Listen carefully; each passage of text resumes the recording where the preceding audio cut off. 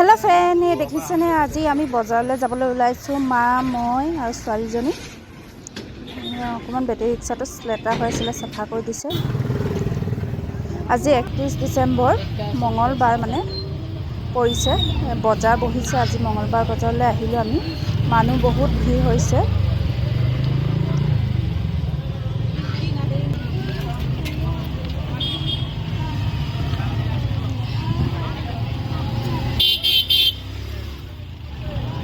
এফালে দেখিছেনে মায়ে আদা নহৰু লৈ আছে। আকৌ অকণমান ৰখি লৈছোঁ, ছোৱালীজনীও পিয়া লাগিছে বোলে, পানী খুৱাই আকৌ এই চিপছ পেকেট খুৱাই বহাই থৈছোঁ। আকৌ বেটেৰী ৰিক্সাৰ কাৰণে আমি ৰখি আছোঁ। বজাৰ কৰা হৈ গ'ল। আকৌ ঘৰত আহি একো খোৱা নাছিলোঁ যে, চাহ বনাই চাহ খাই আছোঁ। বজাৰৰ পৰা মিঠাই অনা। আকৌ এই বজাৰবোৰ ওলাই লৈছোঁ। এয়া দেখিছেনে বহুতখিনি বজাৰ কৰিলোঁ আজি। কালি জানুৱাৰী কাৰণে বজাৰ কৰি লৈ আনিছোঁ। আকৌ ভোক লাগিলে এইফালে আকৌ ভাত বনাই আছোঁ। একো মানে খাই যোৱা নাছিলোঁ, ৰাতিপুৱা অকল চাহহে খাই গৈছিলোঁ যে, সেইকাৰণে লৰালৰি আহি ভাতটো বহাই লৈছোঁ।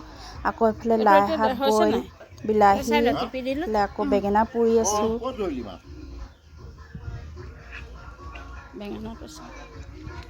বজাৰৰ পৰা লাই শাক লৈ আনিছিলোঁ।